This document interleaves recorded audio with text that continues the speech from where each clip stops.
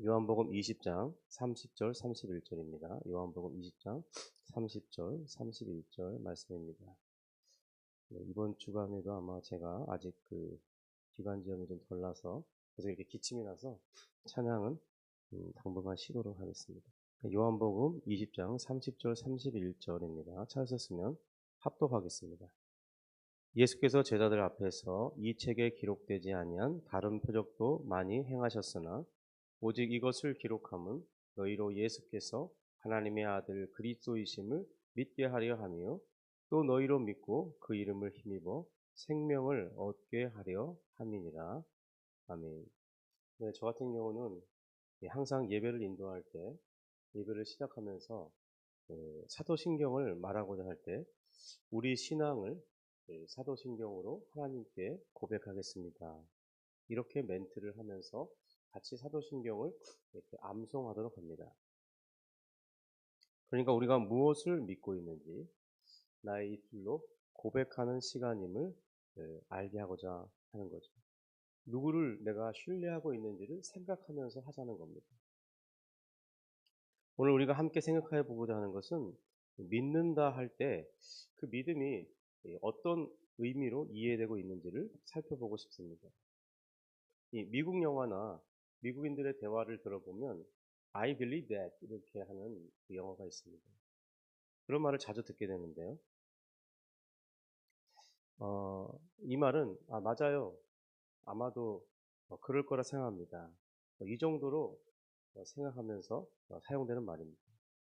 그러니까 여기서 원래는 I believe 하니까 나는 믿습니다. 이렇게 사용돼야 될 것 같은데 나는 그냥 그렇게 생각해요. 그냥 동의하고 뭐 그렇게 믿고 있어요. 그냥 뭐 가볍게 이렇게 뭐 사실은 아니든 나는 그렇게 생각한다. 뭐 그 정도로 쓴다는 겁니다. 여기서 믿는다는 게 어떤 객관적인 근거를 가진 확고한 사실에 대한 그런 진술로 하는 말이 아니라 자신은 그냥 그렇게 생각하고 있다. 그런 견해를 밝히는 정도로 이 믿음이라는 단어가 사용되고 있음을 보는 것이죠.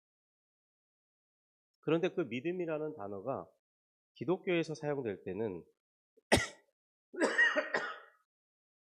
목숨을 걸고라도 말할 수 있을 만큼 이 믿음의 대상이 확실하다는 것을 의미하고 있습니다.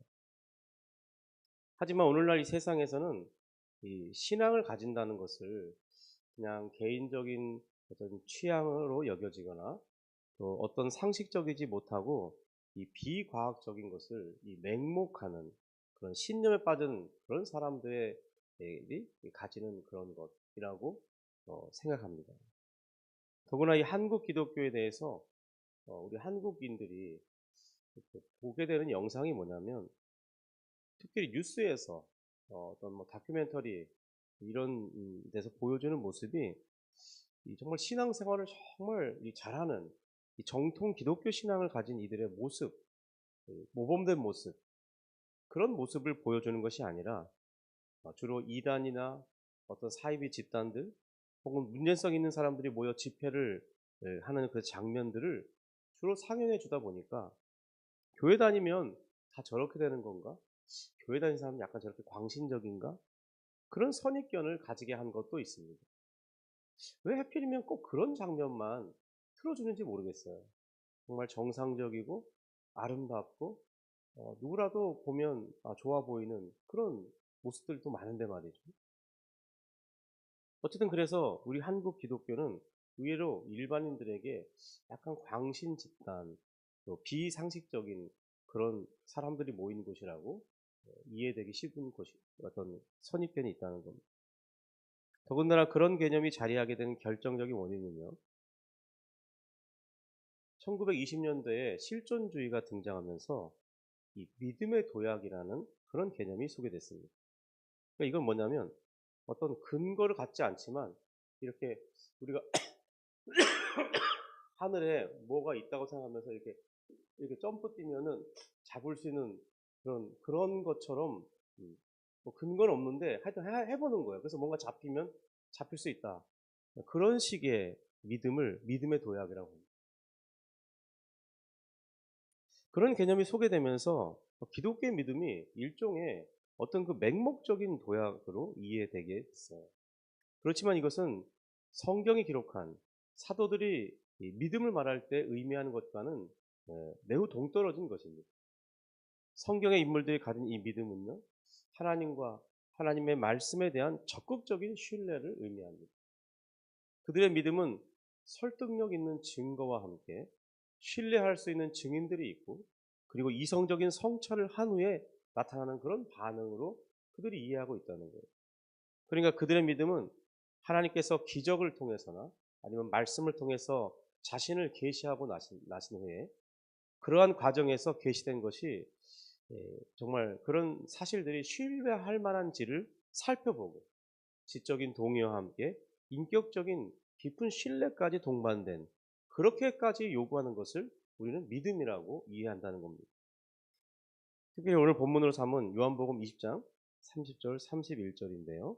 이 말씀을 보면 이렇게 되어 있죠. 예수께서 제자들 앞에서 이 책에 기록되지 아니한 다른 표적도 많이 행하셨으나 오직 이것을 기록함은 너희로 예수께서 하나님의 아들 그리스도이심을 믿게 하려 하며 또 너희로 믿고 그 이름을 힘입어 생명을 얻게 하려 함이니라.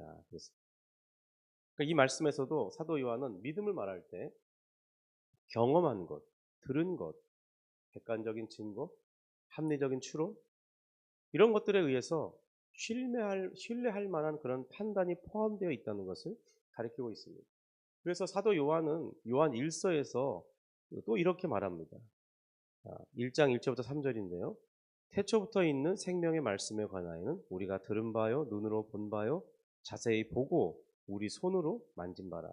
이 생명이 나타내신 바 된지라. 이 영원한 생명을 우리가 보았고 증언하여 너희에게 전하노니 이는 아버지와 함께 계시다가 우리에게 나타내신 바 된 이시니라. 우리가 보고 들은 바를 너희에게도 전함은, 이렇게 말씀하고 있습니다. 그러니까 지금 자신이 전하고 있는 것은 분명한 증거들을 기반으로, 자신의 개인적인 경험을 기반으로 전하고 있다는 거죠. 그러므로 기독교의 믿음은 너무나 분명한 증거와 기록이 있고 이성적인 판단의 기초를 두고 있기 때문에 그것을 믿지 않을 수 없는 그런 증거가 너무나 분명하기 때문에, 그 증거에 의해서 내가 믿지 않는다는 것은 더 이해할 수 없는 행동이 되는 거죠. 그래서 우리는 그것을 증거에 의해 강요된 믿음이라고 말합니다. 너무나 강력한 증거 때문에 내가 믿게 되는 거예요. 또 기독교 신앙에서의 믿음은 어떤 사실이나 지식이 참되고 이 정당하기 때문에 그냥 지적으로 동의하는 정도의 수준에서 멈추는 것을 뜻하지 않습니다. 거기에 한 단계 더 나아가 예수 그리스도에 대한 개인적인 깊은 신뢰가 동반되어야 됩니다. 이것이 바로 믿음의 핵심이고 본질에 해당되는 것이죠. 그리스도를 신뢰하는 믿음이 결여된 이 믿음은 결국 그를 구원으로 인도하는데 실패하게 하는 믿음이라고 말합니다. 이에 대해서 야고보는 마귀의 믿음을 근거로 들고 있어요. 야고보서 2장 19절에 보면요. 내가 하나님은 한 분이신 줄 믿느냐? 잘하는도다. 귀신들도 믿고 떠느니라고 했습니다. 사실 마귀보다 하나님을 더 정확하게 아는 지식을 가진 존재가 또 있겠습니까? 그는 그런 점에서 가장 탁월한 신학자 중에 하나입니다. 예수님 당시 유대인 신학자들과 또 종교인들은 예수님을 의심했습니다. 그러나 마귀는 예수님이 하나님의 아들이시고 메시아이심을 정확하게 간파해냈습니다. 마가복음 5장 7절에 보면 이렇게 말합니다. 큰 소리로 부르짖어 이르되 지극히 높으신 하나님의 아들 예수여, 나와 당신이 무슨 상관이 있나이까? 원하건대 하나님 앞에 맹세하고 나를 괴롭히지 마옵소서 하니. 귀신들은 이렇게 예수님을 알아보고는 두려워하기까지 했습니다. 그들은 예수 그리스도에 대하여 참되고 정확한 지식을 근거로 한 이 믿음을 가지고 있었죠. 그런데 그들이 보인 반응은 무엇입니까? 그리스도를 미워했고 신뢰하기를 거부했다는 거예요. 결국 마귀가 가진 이 지적인 동의의 이런 믿음은 그를 구원으로 이끌지 못하는 믿음이고, 그저 그 지식이 정확하기는 하지만 그에게는 아무런 소용이 없는 공허하고 무익한 믿음에 불과했다는 겁니다. 그러니까 하나님에 대한 신뢰가 없는 이 단순한 이 지적 동의로서의 믿음은 그를 구원에 이르게 하지 못한다는 겁니다. 오늘날 이 현대 기독교인들 중에는 정말 많은 사람들이 이 수준에 머물러 있다는 것을 보게 됩니다. 야, 나도 알아. 믿는다니까.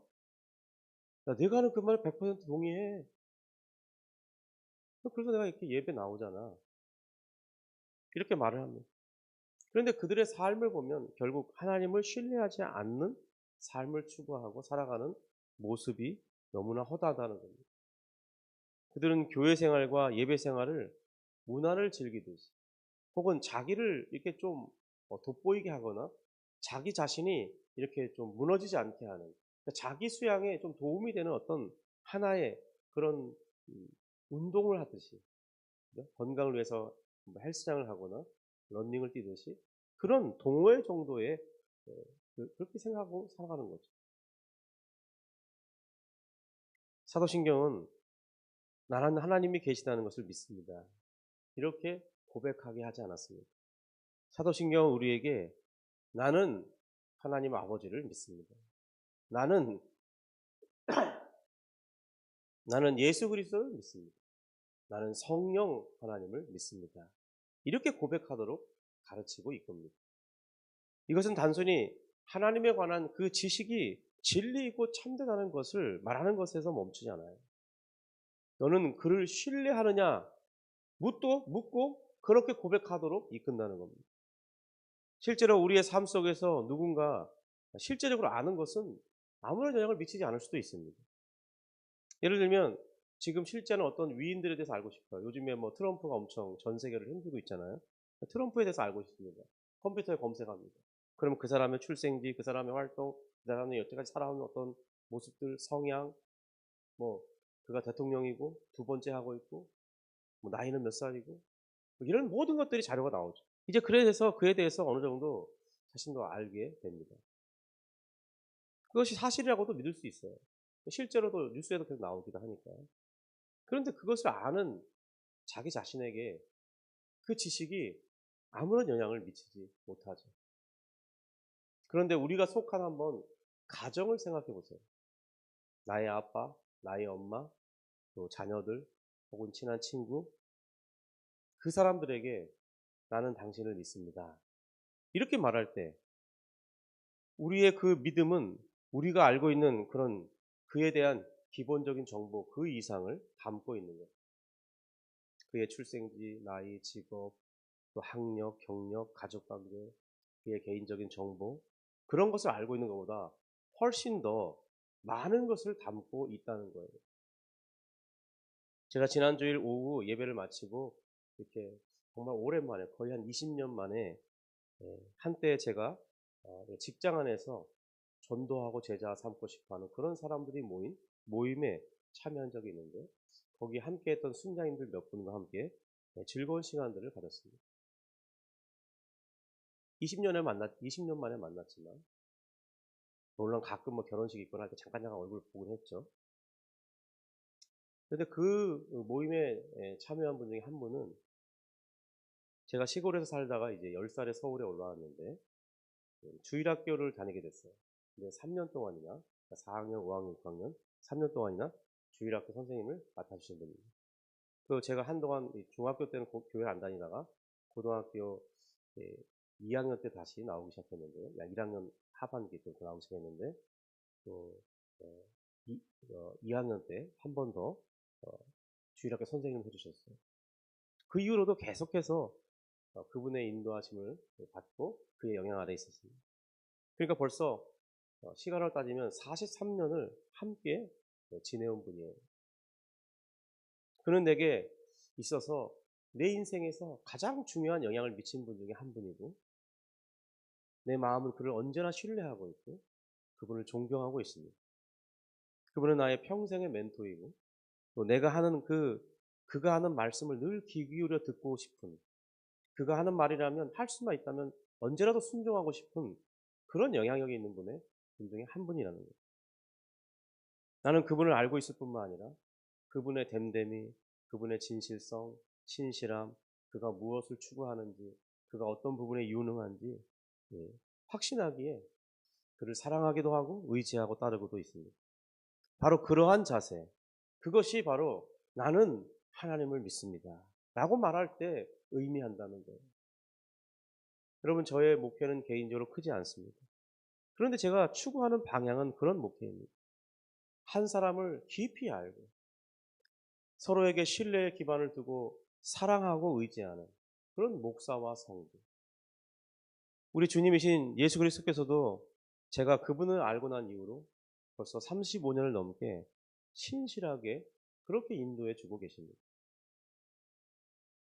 제가 계속해서 반복해서 확인하는 것은 그분은 나를 버리지 않는다는 거예요.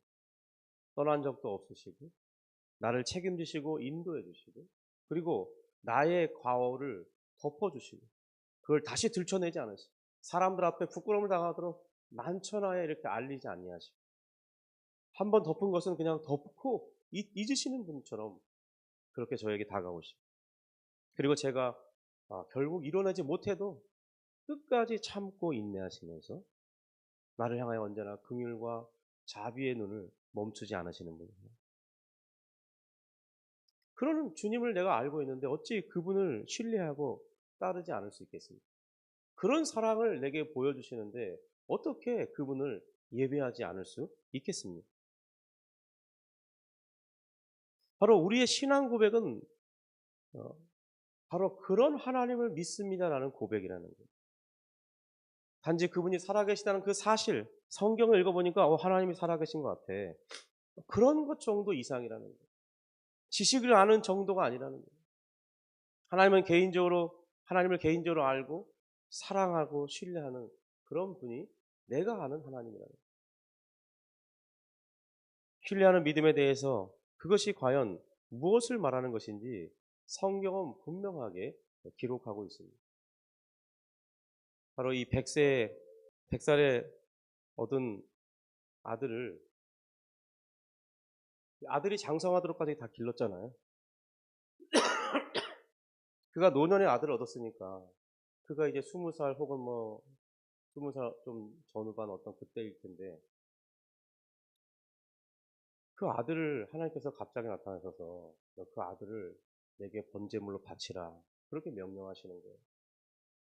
아브라함은 하나님의 명령을 바로 받은 그 다음날 아침에 일찍이 사환 둘과 아들을 데리고 하나님의 명령하신 곳으로 떠나게 됩니다. 그런데 함께 동행하는 아들이 생각해 본 거죠. 불과 나무는 있어요. 그런데 하나님께 드려야 할 어린 양이 없어요. 번제물이 없는 거예요. 그래서 그것을 알고는 아버지께 묻습니다. 아버지, 불과 나무는 있는데 번제할 양은 어디 있습니까? 이렇게 묻는 거예요. 여러분, 이 질문을 들은 아브라함의 심정을 이해할 수 있겠습니까?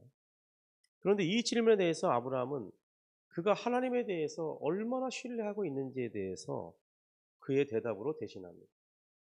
내 아들아, 번제할 어린 양은 하나님이 자기를 위하여 친히 준비하시리라. 창세기 22장 8절의 말씀입니다. 여러분, 하나님을 신뢰하지 않으면 결코 이렇게 말할 수 없죠. 아브라함은 알잖아요. 그 번제할 어린 양이 자기 아들이잖아요. 이 아브라함의 행동을 볼 때 과연 하나님에 대한 지적인 동의만으로 아들을 희생하는 그런 헌신이 가능했겠습니까? 히브리서 11장 19절에는 그래서 그의 믿음에 대해서 이렇게 설명하고 있습니다. 그가 하나님이 능히 이삭을 죽은 자 가운데서 다시 살리실 줄로 생각한지라 비유컨대 그를 죽은 자 가운데서 도로 받은 것이다. 여러분, 아들을 바칠 때 어떤 방식으로 하나님이 자신에게 약속하신 그 약속을 성취하실지는 생각하지 못했어요. 여러분, 사람을 죽였는데 거기다 그냥 번제물로 이렇게 각만 뜨고 이렇게 죽인 것도 아니고 불로 태워 죽이는 거잖아요. 그러면 뼈만 남고 흔적도 없을 텐데 어떻게 그렇게 태워진 아들을 다시 살려서 통해서 자신의 그런 후대를 번성하게 할지 어떻게 상상할 수 있겠습니까? 그런데 아브라함의 생각에는 어떤 방법도 없었지만은 하나님께는 분명히 자신이 알지 못하는 자신이 약속하신 그 약속을 성취하실 방법이 있을 것이라는 그 믿음이 있었던 거죠. 왜냐하면 하나님을 오랜 경험 가운데 그는 알아왔습니다. 그리고 하나님이 자신에게 신실하신 분이라는, 은혜 베푸시는 분이라는, 자신을 살게 하시고 자신에게 믿음을 주시고 자신이 그 믿음대로 살아갈 수 있게 하시는 분이라는 것을 알고 있었어요. 그래서 그는 깊이 하나님을 의지하며 살아가고 있었던 것입니다. 여러분, 바로 이 믿음이 우리에게 요구되는 것이죠. 우리가 예배 중에 고백하게 되는 이 사도신경을 암송할 때 우리에게 바로 그러한 과정을 요구하고 있는 것입니다. 단순히 주문을 외우듯이 그냥 우리가 암송하고 있으니까 그냥 1분 안에 후루룩 하고 끝내는 그런 고백이 아니라 한 문장 한 문장을 우리가 고백할 때 내가 어떤 하나님을 믿고 있는지, 그 하나님을 어떻게 의지하고 있는지를 믿음으로 고백하라, 이거죠. 여러분, 사도신경이 그래서 우리에게 중요한 것입니다. 우리가 사도신경을 고백할 때 우리는 나의 신앙 고백이 되시는 그 하나님께 즉각적이고 자발적이고 그리고 전폭적으로 순종하겠다는 그런 의식과 순종이 동반될 것을 우리에게 요구하고 있는 것입니다. 여러분, 신뢰와 순종은 두 개의 별개가 아닙니다. 믿는 것과 순종은 별개가 아니라는 거예요. 여러분, 이것은 마치 동전의 양면처럼 한 면은 믿음이고 한 면은 순종인 것이죠. 하나예요. 그러니까 믿는다면, 의지한다면 순종은 따라오게 돼요. 순종하는 것은 그가 믿고 신뢰하기 때문에 나타나는 현상이라는 겁니다. 저와 여러분의 믿음이 그러할 수 있기를 원합니다. 물론 처음부터 잘 되는 건 아니죠. 그래서 아브라함도 오랜 시간, 수십 년을 넘게 그 믿음의 참됨을 드러낼 때까지 정말 많은 시간을 훈련하며 여러 가지 많은 시험을 거쳐야 됐고, 넘어지기도 했고, 부끄러움을 얻어야 됐고, 때로는 고민하기도 해야 됐고, 그런 과정을 다 거치지 않았습니다. 그러나 하나님은 결국 그 모든 과정을 거쳐내신 후에 우리의 믿음이 참되다는 것을 드러내신 거죠. 하나님도 기뻐하시고 그 사람도 인정받는, 그렇게 인도해 주신 것처럼 우리도 그렇게 인도해 주실 것입니다. 드디어 이제 이런 바른 믿음의 고백에 대한 이해를 가지고 이제 본격적으로 내일부터 사도신경의 첫 번째, 전능하사 천지를 만드신 하나님 아버지를 내가 믿사오며, 이것에 대해서 한번 배워보는 시간을 갖도록 하겠습니다. 저에게는 개인적으로 이게 참 어렵고 수고로운 작업입니다. 그냥 본문 설교하면 한 2시간, 3시간 연구하면 충분히 가능한 시간들입니다. 이걸 하려니까 하루 4-5시간씩을 읽고 또 읽고 여러 번 읽어봐야 되고 정리해야 되고 또 가르치려니까 참 수고로운데, 그래도 한번 해보겠습니다. 혹시 영상을 접하시는 분들도 큰 유익이 있기를 바랍니다. 사도신경이 이렇게 우리에게 중요한 것이었구나. 이것을 고백할 때 내 믿음이 동반되어야 되는 거예요. 여기에 내가 순종이 따라와야 되는구나. 그러면서 나의 믿음의 진실함을 하나님께 드러내는 정말 거룩한 수단이 되고, 예배할 때마다 그 고백하는 그것이 내게 감동이 되고 내가 이런 하나님을 믿는 것에, 믿게 된 것에 감화되고 기뻐하는 그런 우리 모두가 되기를 주님의 이름으로 축복합니다. 기도하겠습니다. 하나님 아버지, 감사합니다. 주님, 우리에게 우리의 믿음의 선배들을 통해서 성경을 다 읽고 정리하기엔 너무나 많은 부분들이 있는데 그 부분들의 핵심들을 요약하게 하고, 그것이 우리의 믿음의 내용이고 우리가 신뢰할 하나님에 대해서, 그리고 그가 하신 일에 대해서 알고 믿는 그 모든 것들을 아주 짧고 또 하나도 빠짐없이 명확하게 우리의 신앙이 무엇인지를 미리 고백하게 하시고, 우리가 그것을 이어받아서 우리는 그런 고민을 해보지도 않지, 그저 믿고 이해하려고 노력하기만 하면 되는 이런 복된 시대에 살고 있는데, 주여 오히려 너무나 좋은 것들이 많기 때문에 우리가 이 좋은 것을 놓치며 살지 않나 모르겠습니다. 하나님, 다시 한번 이 사도신경을 배울 때 우리가 받은 이 믿음, 우리가 하나님을 신뢰하는 그 신앙, 이것이 얼마나 귀중한 것인지 깨닫게 하여 주시고 내 가슴이 다시 벅차오르게 하여 주시고, 하나님, 이 메말라버린 우물가의 그 펌프가 다시 마중물을 통해서 그 땅속 깊은 곳에 깊고 시원한 샘물을 콸콸콸 쏟아내는 것처럼 우리 마음에 잠겨져 있던 그 신앙의 은혜가 다시 한번 샘솟아 하나님 정말 해갈되는 그런 놀라운 은혜가 우리 인생 가운데 이루어질 수 있도록 역사해 주시옵소서. 주님, 영상을 통해서 들으시는 많은 분들에게 도전되게 하시고 또 이 영상이 더 많은 분들이 봄으로써 은혜 받고 함께 도전받고 신앙을 새롭게 할 수 있는 기회를 얻도록 주여 은혜를 베풀어 주옵소서. 오늘 이 아침 기도하는 시간 가운데 역사해 주시고 성령으로 충만케 하시고 하나님 정말 하나님 앞에 상달되는 그 기도가 우리 주님께서 귀 기울여 들으시고 반드시 응답하시는 하나님 것을 우리 인생의 어떤 삶 가운데 경험하고 확인할 수 있도록 은혜를 베풀어 주옵소서. 예수님의 이름으로 기도합니다. 아멘.